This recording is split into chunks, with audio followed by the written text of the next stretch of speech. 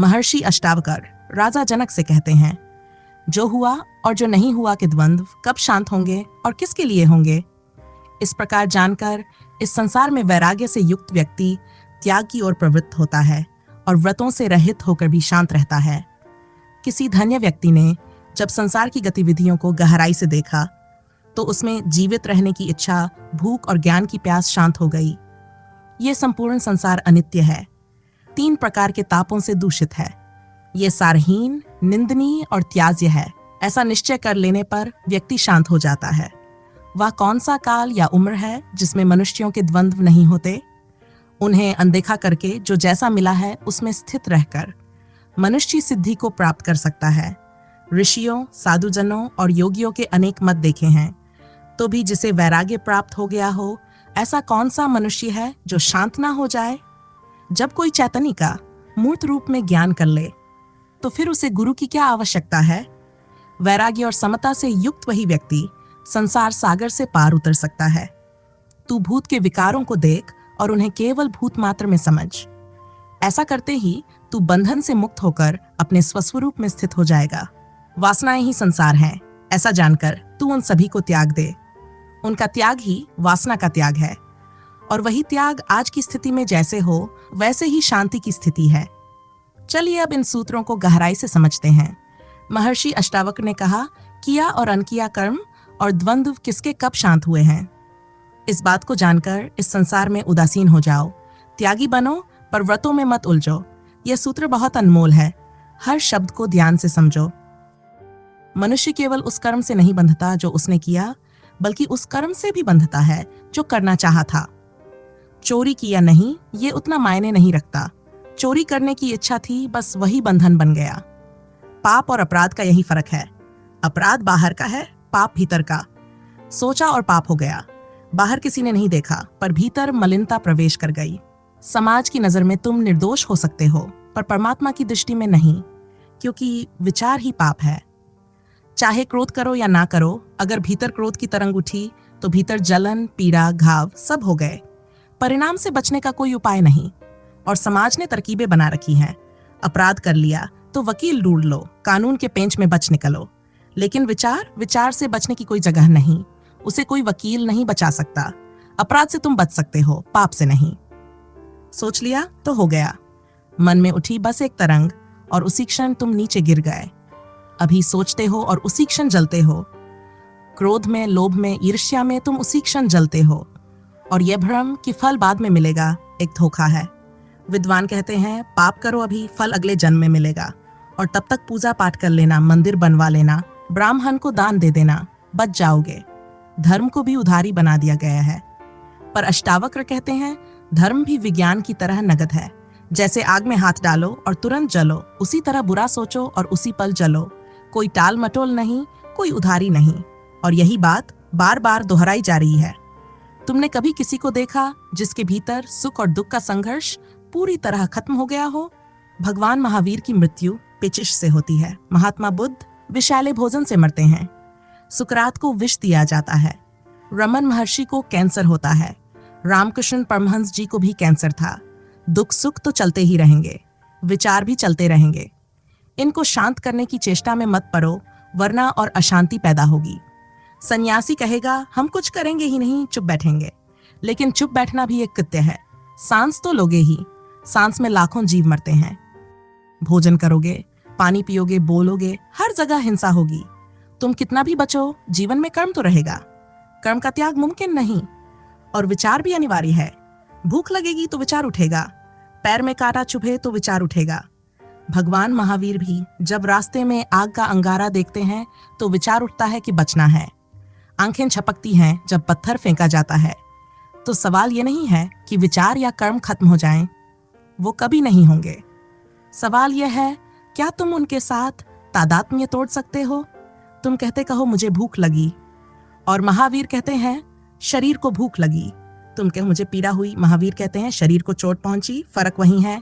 महर्षि अष्टावक्र का इशारा है, शांति हो का उपाय जानने से पहले ये समझो कि कौन से उपाय काम नहीं करते। कर्म से भागने से शांति नहीं आएगी, विचार से लड़ने से भी नहीं आएगी, व्रतों, नियमों, संन्यास से नहीं आएगी।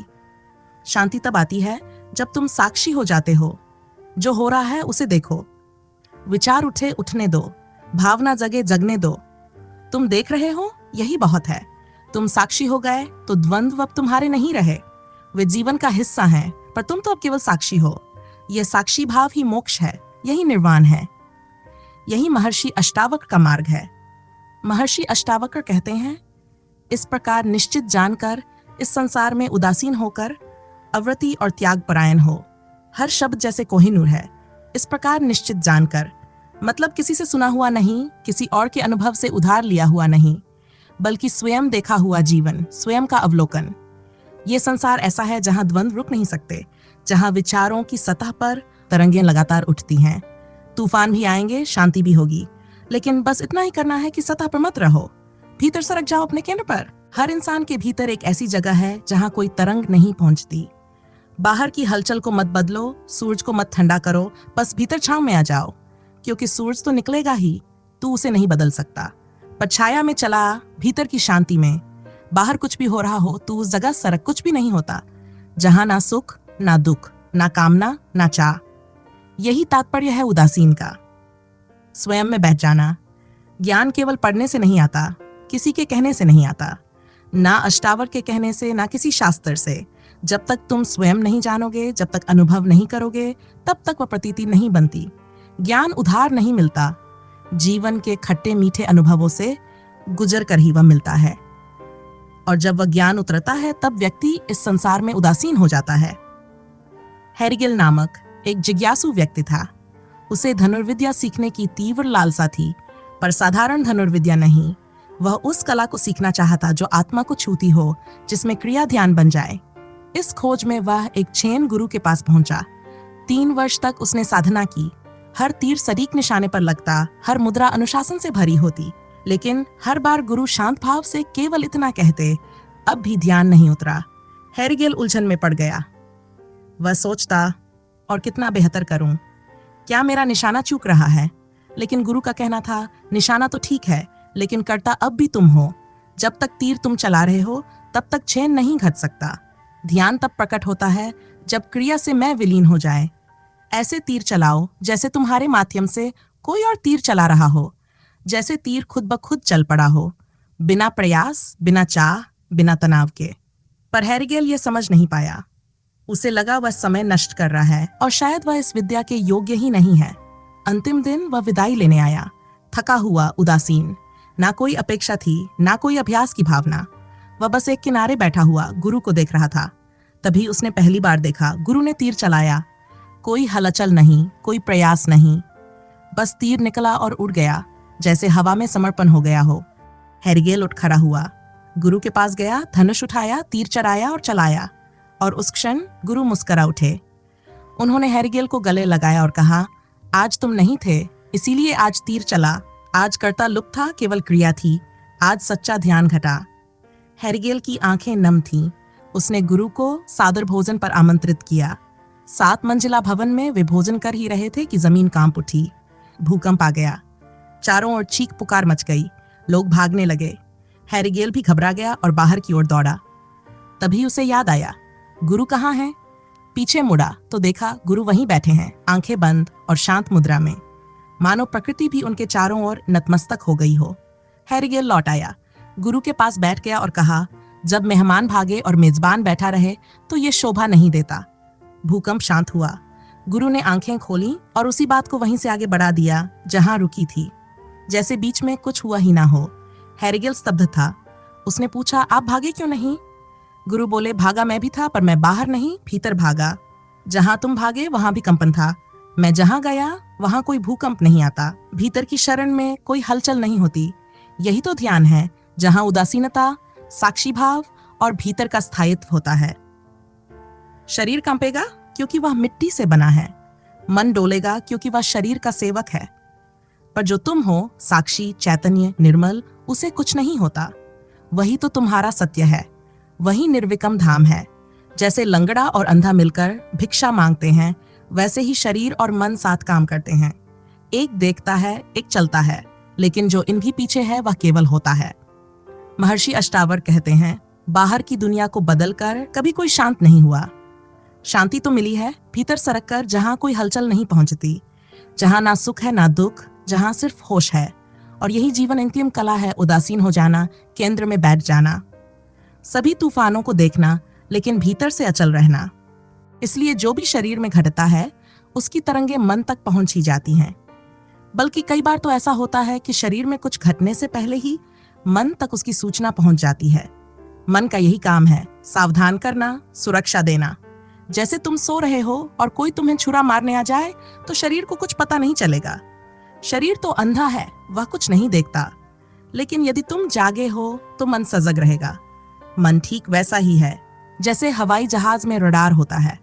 वह बहुत दूर तक देख लेता है, क्योंकि हवाई जहाज की गति इतनी तेज होती है कि अगर समय पर ना देखा जाए तो दुर्घटना तय है। रडार हजारों मील दूर तक देख लेता है, बादल है, बिजली है, तूफान है या कोई और खतरा। उसी तरह मन देखता है, कौन आरा कहाँ है, कांटे कहाँ हैं, रास्ता कहाँ फिसलन भरा है। लेकिन मन शरीर का ही सेवक है, उसी की ऊर्जा है। इसलिए जब शरीर कांपता है तो मन भी कांपता है। कई बार तो शरीर नहीं भी कांपता और मन कांपने लगता है। जैसे किसी ने कह दिया कि भूकंप आने वाला है, अभी आया नहीं है, लेकिन मन पहले ही डर जाता है। अगर कोई जोर से चिल्ला दे आग आग, तो चाहे आग ना लगी हो, लोग तब भी भाग खड़े होंगे, क्योंकि मन को जांचने का वक्त नहीं चाहिए, वह तुरंत निर्णय लेता है। इसी तरह किसी ने बस नींबू शब्द कहा और मन में लार टपकने लगी। अभी नींबू मुंह में गया नहीं, लेकिन शब्द आया और मन तैयारी में लग गया। जैसे जैन गुरु ने हेरिगेल से कहा, भागा तू भी, भागा मैं भी, फर्क बस इतना कि तुम बाहर भागे और मैं भीतर भागा। मैंने तुरंत शरीर और मन से अपनी पहचान तोड़ दी। वे कांपते रहे, लेकिन मैं साक्षी बना देखता रहा। भूकंप आ जाता तो शरीर टूटता, मन भी बिखरता, पर मैं तो अछूता रहता। महर्षि अष्टावक्र कहते हैं, किया और अनकिया कर्म और द्वंद्व किसके कब शांत हुए हैं। इस प्रकार निश्चित जानकर इस संसार में उदासीन हो जाओ, निर्वेद हो जाओ, त्याग परायण हो जाओ। लेकिन इस उदासीन शब्द को हम अक्सर गलत समझते हैं।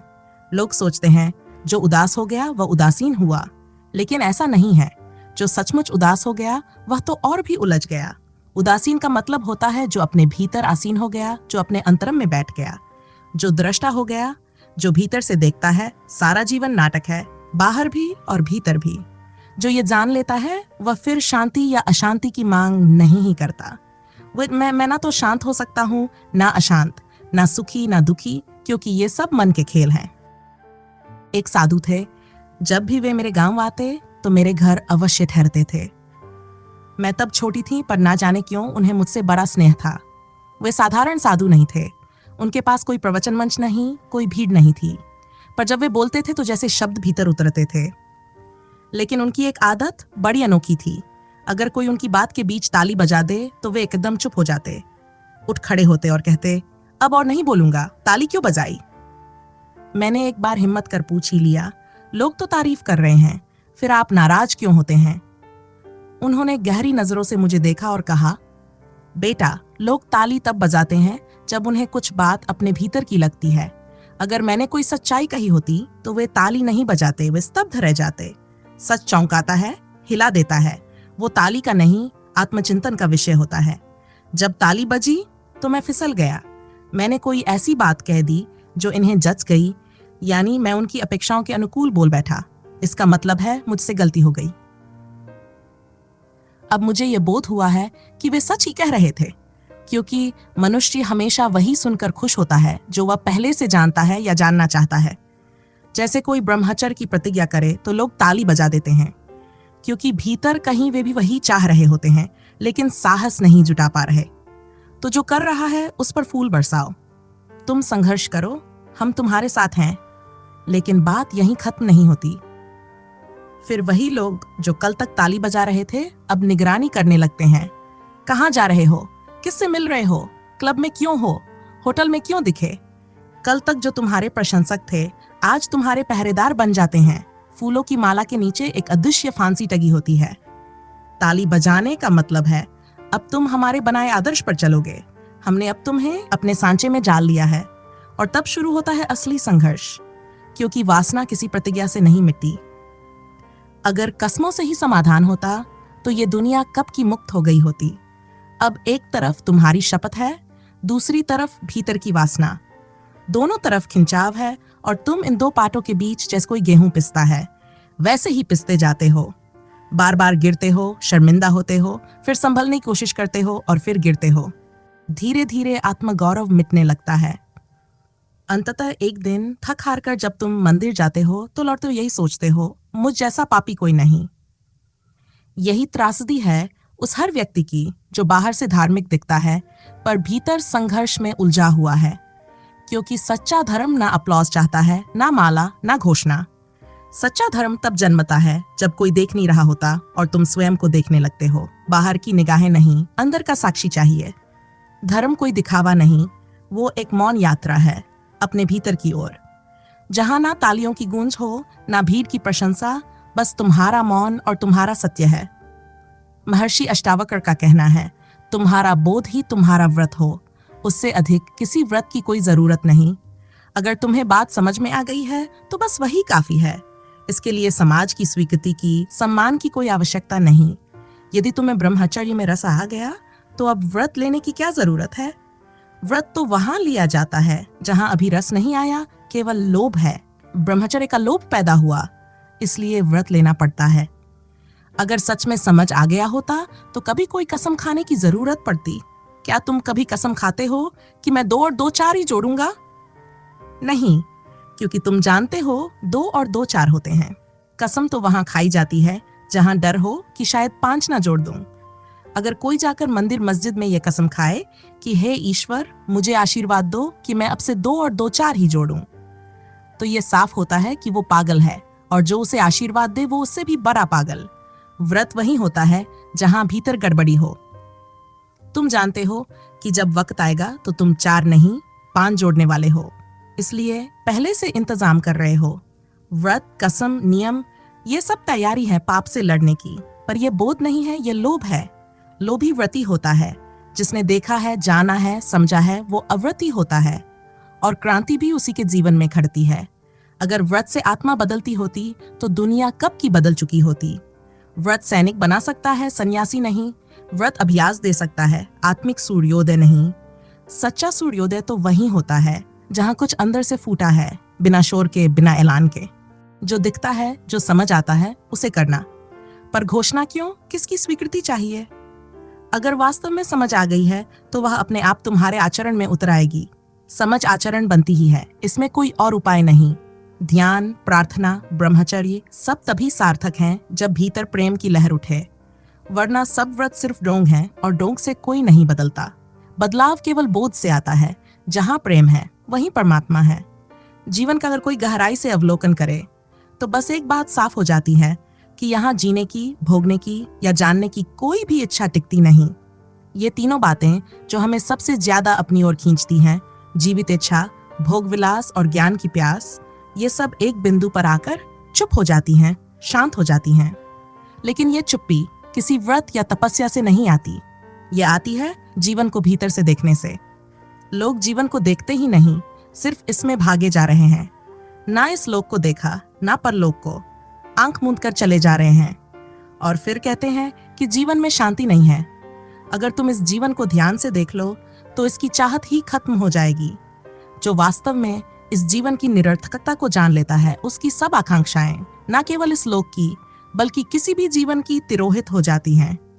फिर ना उसे जीवन चाहिए, ना परलोक। वह किसी स्वर्ग की भी मांग नहीं करता। परम सत्य की खोज कोई किताबों में नहीं करता। वह खोजता है अपनी आंख से, अपने अनुभव से। लेकिन कितने लोग हैं जो जीवन की चेष्टाओं का सचमुच अवलोकन करते हैं? बहुत कम। बाकी लोग तो बस शब्दों में उलझे रहते हैं, किसी तर्क, किसी शास्त्र, किसी गुरु, किसी धार्मिक किताब में। जीवन को बस देखा जाए बिना किसी निष्कर्ष के तो तीनों इच्छाएं खुद ही मिट जाती हैं। ना जीने की इच्छा बचती है, ना भोग की, ना जानने की। और यही 3 इच्छाएं हैं जो मनुष्य को पूरी जिंदगी खींचती रहती हैं। एक धन की ओर दौड़ता है क्योंकि जीना है, एक भोगों की ओर दौड़ता है क्योंकि रस चाहिए, और एक किताबों की ओर दौड़ता है ज्ञान का लोभ लेकर। तीनों अपने अपने मोह में अंधे हैं। लेकिन एक चौथा प्रकार का मनुष्य भी होता है, धन्यभागी, जिसके भीतर से हर आकांक्षा चली जाती है। वह ना कुछ पाना चाहता है, ना जानना, ना भोगना। वह बस देख चुका है सब कुछ और उसके भीतर से एक गहरी निस्पृहता जाग गई है। महर्षि अष्टावक्र कहते हैं, यह सब जो चारों तरफ है, ये अनित्य है, ये दुख से भरा है, इसका कोई सार नहीं है। इसे जानकर ही व्यक्ति शांत होता है। जब ये निश्चय भीतर उतर जाए कि इस जीवन में, इस संसार में कोई भी चीज टिकाऊ नहीं है, शांति तभी मिलती है। 3 तरह के ताप हर जगह हैं, शारीरिक, मानसिक और आत्मिक, और यही तीनों ताप जीवन को पीड़ित किए रहते हैं। लेकिन जब ये देख लिया कि यही जीवन की सच्चाई है, तो भीतर फिर शांति फूटती है। शांति को लाने के लिए कुछ करना नहीं होता, बस देखना होता है। बस अपने अनुभव से जानना होता है कि ये संसार असार है, निंदनीय है, छोड़ने योग्य है, और ये जानना ही मुक्ति की शुरुआत है। महर्षि अष्टावक्र कहते हैं, वह कौन सा समय, कौन सी अवस्था रही है जब इंसान को द्वंद्व ना रहा हो, जब सुख दुख ना रहे हों। ये मत सोचो कि कोई समय आएगा जब सब शांत हो जाएगा, कोई अवस्था आएगी जब द्वंद्व मिट जाएगा। ऐसा कुछ नहीं होने वाला। तुम्हें बस एक जागरण की आवश्यकता है, एक चैतन्य की क्रांति। पर यह क्रांति कैसे घटेगी? महर्षि अष्टावक्र कहते हैं, जो मिला है उसमें ही संतोष मानो, जो यथाप्राप्त है उसमें ही बरतो, जो मिल गया है उसी में जी लो। इससे अधिक कभी किसी को कुछ नहीं मिला और कभी मिलेगा भी नहीं। युग बदलते हैं, चीजें बदलती हैं, पर आदमी नहीं बदलता, चैतन्य ही बदलता। यही कथा बार बार दोहराई जा रही है। वे आगे कहते हैं, महर्षियों के, साधुओं के, योगियों के अनेक मत हैं। अगर इन मतों में उलझोगे तो कभी शांत नहीं हो सकोगे। जीवन एक है, दृष्टियां अनेक हैं। जिसको पढ़ोगे वही सही लगेगा, क्योंकि उसने तुमसे ज्यादा बुद्धि से वह मत गढ़ा है। पर जब दूसरे को पढ़ोगे तो वह भी सही लगेगा, फिर तीसरा पढ़ोगे वह भी सही लगेगा। फिर तुम ना घर के रहोगे ना घाट के, एक मत से दूसरे मत तक भटकते रहोगे। बुद्धिमान वह है जो ये देखकर कि मत अंतहीन है, उनमें उलझता नहीं, और तब वह सब सिद्धांतों को, सब विचारधाराओं को छोड़ देता है। अष्टावक्र कहते हैं, तब वह मनुष्य शांति को प्राप्त होता है। मतों में उलझने वाला कभी शांत नहीं हो सकता। सिद्धांत तुम्हें कभी समाधान नहीं देंगे, वे और उलझन लाएंगे। जो देख ले कि महर्षियों के इतने मत हैं, तो सत्य कहीं इन मतों में नहीं हो सकता। सत्य तो मतातीत है, सत्य तर्कातीत है।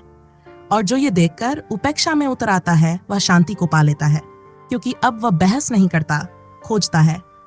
अब वह धर्म को मानता नहीं, जीता है। अब वह मतों का समर्थक नहीं, आत्मा का साधक बन जाता है। और वहीं से शुरू होती है मुक्ति की यात्रा, जहां ना कोई चाह, ना तर्क, ना विवाद, सिर्फ एक मौन। और उस मौन में ही सत्य की गूंज होती है। महर्षि अष्टावक्र कहते हैं, जो उपेक्षा, समता और युक्ति द्वारा चैतन्य के सच्चे स्वरूप को जानकर संसार से अपने को तारता है, क्या वह गुरु नहीं है? महर्षि अष्टावक्र कहते हैं कि गुरु कहीं बाहर नहीं, वह तेरे भीतर ही छिपा है। अगर तू अपनी उपेक्षा, अपनी समता और अपनी सूझबूझ से अपने चैतन्य को जान लेता है, तो तूने गुरु को पा लिया। फिर किसी बाहरी गुरु की आवश्यकता नहीं रह जाती। राजा जनक ने महर्षि अष्टावक्र को गुरु माना, लेकिन अष्टावक्र वही अंतिम सत्य प्रकट करते हैं। गुरु वही है जो तुझे खुद से मिलवा दे। गुरु वही है जो तुझे अंततः गुरु से भी मुक्त कर दे, जो तुझे हर वक्त अपने पास बांधे। वह सद्गुरु नहीं, वह बस तेरे शिष्यत का व्यापारी है। सच्चा गुरु वही है जो जैसे ही देखे कि अब तू देखने के योग्य हो गया है, कह दे, अब मेरी ओर मत देख, अब भीतर देख। मैं तो बस दर्पण था, तूने अपनी आंखें खोली, अब मुझे छोड़। मैंने जो तुझे दिखाया वही तो तू अपने भीतर भी देख सकता है। इसलिए अष्टावक्र कहते हैं, जो उपेक्षा, समता और युक्ति से अपने चैतन्य को पहचानता है, वही असली गुरु है। बाहर का गुरु तो बस संकेत है। अगर बाहर का गुरु तेरे भीतर की यात्रा की शुरुआत करा दे, तो उसका कार्य पूरा हुआ। लेकिन ध्यान रखना, बाहर का गुरु तेरा बंधन ना बन जाए। जरथुस्तर ने अपने अंतिम वचनों में कहा था, अब जरथुस्तर से सावधान रहना। यही है सच्चा गुरु, जो ये कह सके कि मुझसे भी मुक्त हो जा। गुरु तो दर्पण है, लेकिन अगर तू ये समझ ले कि चेहरा दर्पण में है, तो तू दर्पण लिए घूमेगा, और जिस दिन दर्पण नहीं होगा, तू समझेगा कि तेरा चेहरा भी चला गया। फिर अष्टावक्र कहते हैं, जब तू इस संसार के सभी विकारों को देह, इंद्रियां, मन सिर्फ पंचभूत का खेल समझकर देखेगा, उस क्षण तू बंधनों से मुक्त हो जाएगा। जिस क्षण तू उन्हें वैसा देखेगा जैसे वे वास्तव में हैं, उसी क्षण तू मुक्त होगा और अपने स्वरूप में स्थित हो जाएगा। यही है आत्मज्ञान, यही है मुक्ति, यही है गुरु का चरम उद्देश्य। जब तू शरीर को वैसा ही देखेगा जैसा वह है, जब इंद्रियों को, मन को, भावनाओं को ठीक ठीक पहचान लेगा, तभी तू जान पाएगा कि तू कौन है। अभी जो तू देखता है वह वास्तविक नहीं है।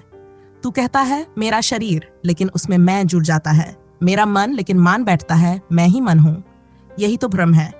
अष्टावक्र कहते हैं जैसा है उसे वैसा ही देख, सिर्फ शरीर है, मन सिर्फ मन है, और तू तो वह है जो इन दोनों को देख रहा है। क्या कभी तुमने ध्यान दिया है, जब गुस्सा आता है तब भी कोई देख रहा होता है कि गुस्सा आ रहा है। जब अपमान का अनुभव होता है तब भी कोई भीतर से देखता है कि मैं अपमानित अनुभव कर रहा हूं। वो जो देखता है वही तू है, वही है तेरा असली स्वरूप। तुम किताब पढ़ते हो, पन्ना पलटता है, लेकिन अचानक लगता है कि पढ़ तो लिया मगर समझा कुछ नहीं। पर यह किसे मालूम पड़ा? ये जो अंतिम साक्षी है तेरे भीतर, यही है तेरा आत्मस्वरूप। यही जानने योग्य है। महर्षि अष्टावक्र कहते हैं जो जैसा है उसे वैसा ही देख ले, उसी क्षण तू बंध से मुक्त हो जाएगा और अपने स्वभाव में स्थिर हो जाएगा। सारी पकड़ वासना की है। अष्टावक्र कहते हैं वासना ही संसार है, इसलिए संसार को नहीं, वासना को छोड़। संसार को छोड़ना हल नहीं है, क्योंकि तू कहीं भी जाएगा वासना तेरे साथ जाएगी। वासना यानी कुछ बनने की, कुछ पाने की ललक, चाहे वो धन हो, पद हो, प्रतिष्ठा हो या फिर मोक्ष ही क्यों ना हो। वासना का अर्थ है जो मैं हूं वह पर्याप्त नहीं है, कुछ और चाहिए। जब तक ये मांग है तब तक वासना है, और जब वासना है तभी संसार है, क्योंकि तू जो है उसमें तृप्त नहीं है, और जो नहीं है उसकी लालसा ही वासना है। यही वासना तुझे संसार में बांध देती है। इसलिए वासना को जान और उसे पहचान कर त्याग दे। जैसे ही वासना छूटती है वैसे ही संसार छूट जाता है। बस ये जान लेना कि वासना ही संसार है, पर्याप्त है। उसी क्षण तू मुक्त है। तू जहां है, जैसे है, वही परम सुंदर है, वही पूर्ण है। अब तू चाहे जहां रह, घर में, बाजार में, जंगल में, कोई अंतर नहीं पड़ता। फर्क इस बात से है कि तेरे भीतर का साक्षी जागा या नहीं। इसलिए बाहर भागने की जरूरत नहीं, कुछ बनने की जरूरत नहीं। बस ये देख कि तू है साक्षी मात्र, और उस साक्षी में रहना ही मुक्ति है। अब जहां है, जैसे है, वही ठीक है। जिस भी परिस्थिति में अपने को पाओ वही उचित है। महल में पाओ तो महल सही, जंगल में पाओ तो जंगल भी सही। जो जैसा है वैसा ही स्वीकार हो, यही वास्तविक त्याग है। एक संत और एक सम्राट के बीच की एक कहानी है। सम्राट उस संत से बहुत प्रभावित था। एक दिन उसने कहा, प्रभु, आप इस वृक्ष के नीचे बैठे हैं, धूप, गर्मी, वर्षा झेलते हैं, मेरे साथ चलिए राजमहल में। सम्राट को लगा कि संत मना कर देंगे, लेकिन संत खड़े हो गए और बोले, घोड़ा कहाँ है? सम्राट चकित रह गया। घोड़ा लाना पड़ा। संत सवार हो गए और महल चल पड़े। अब सम्राट को मजा नहीं आया, क्योंकि उसका आदर उस संत के त्याग में था। अब तो संत भी उसी सुख सुविधा में थे। संत महल में रहते रहे जैसे वह वृक्ष के नीचे रहते थे, साधारण, शांत, संतुष्ट। लेकिन सम्राट की बेचैनी बढ़ती गई। 6 महीने बाद वह संत से बोला, अब तो आप भी मेरे जैसे हो गए। महल में रह रहे हैं, वैसा ही खाना पीना, वैसी ही सुविधा, अब भेद क्या रह गया? संत मुस्कुराए और बोले, यह प्रश्न उसी दिन उठ गया था जब मैंने कहा था घोड़ा ले आओ। तभी से तुम्हारा चेहरा बदल गया था, और तभी से तुम मुझे त्यागी मानना छोड़ चुके थे। संत ने कहा, अगर भेद जानना है तो गांव के बाहर चलो। दोनों निकले। चलते रहे, जंगल में प्रवेश कर गए। सूरज डूबने लगा। सम्राट बोला, अब तो बता दीजिए फर्क क्या है? संत ने कहा, बस यही तो बताना है। अब मैं वापस नहीं जा रहा। तू जा रहा है या रुक रहा है? सम्राट बोला, मैं कैसे रुक सकता हूँ? मेरा राज्य है, परिवार है, जिम्मेदारियां हैं। संत बोला, और मैं जा रहा हूँ। अब भेद समझ में आया? सम्राट उसके चरणों में गिर पड़ा। मुझे क्षमा करें, मुझसे बड़ी भूल हो गई। संत बोले, मैं तो अभी भी घोड़े पर बैठ सकता हूँ, लेकिन तुम फिर परेशान हो जाओगे। बस यही तो है, अद्य यथा तथा स्थिति। अब जहां है, जैसा है, वहीं रह। उसी में संतोष, उसी में तृप्ति। यही है तथागत का भाव, बुद्ध का भाव। जो भी हो रहा है, जैसा भी हो रहा है, ठीक है। बुद्ध को तथागत क्यों कहा गया? क्योंकि वे ऐसे व्यक्ति थे जो पूरब या पश्चिम, सुख या दुख, जंगल या नगर, कहीं भी भेद नहीं करते। जैसे हवा बहती है वैसे ही वे बहते हैं, जैसे वर्षा गिरती है वैसे ही वे गिरते हैं। उन्हें कोई शिकायत नहीं, कोई मांग नहीं। अद्य यथा तथा स्थिति। इस सूत्र को सिर्फ शब्दों में मत लो, इसे अपने भीतर का अनुभव बनाओ। यही तुम्हारे भीतर का जलता हुआ दिया बने, यही तुम्हारे अंतरतम में गूंजे। तब तुम भी वही धन्यभागी बन सकोगे जिसकी बात अष्टावक्र करते हैं। तुम्हारे लिए द्वार खुल चुका है, बस भीतर प्रवेश करना है। अब कुछ पाने की जरूरत नहीं, कहीं भागने की जरूरत नहीं। जहां हो, जैसे हो, पूर्ण हो। तो आज इस वीडियो में इतना ही। आशा है आप इस सूत्र को जीवन में उपयोग करेंगे, केवल इसे बौद्धिक कृत्य नहीं बनाएंगे। फिर मिलेंगे अगली वीडियो में। धन्यवाद।